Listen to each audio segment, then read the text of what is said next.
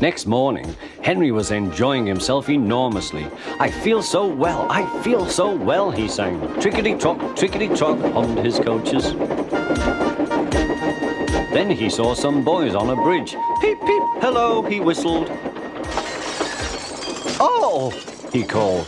The boys didn't wave and take his number. They thought it fun to drop stones on him instead. "They've broken our glass! They've broken our glass!" sobbed the coaches. The passengers weren't hurt, but they were cross. "Call the police." "No," said the driver. "Leave it to Henry and me." "What will you do?" they asked.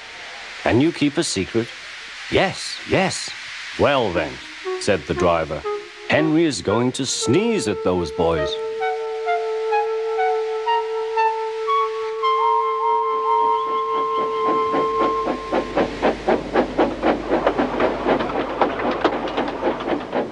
Lots of people were waiting at the station just before the bridge. They wanted to see what would happen.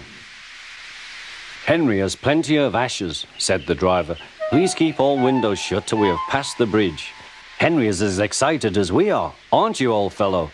Henry was feeling stuffed up. Soon they could see the boys, and they all had stones. "Are you ready, Henry?" said his driver. "Sneeze hard when I tell you." "Now," he said. "Achoo-shoo!"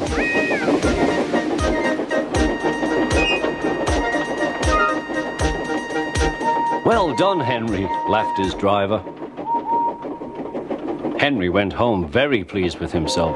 He had taught Gordon and silly boys a lesson with a whistle and a sneeze.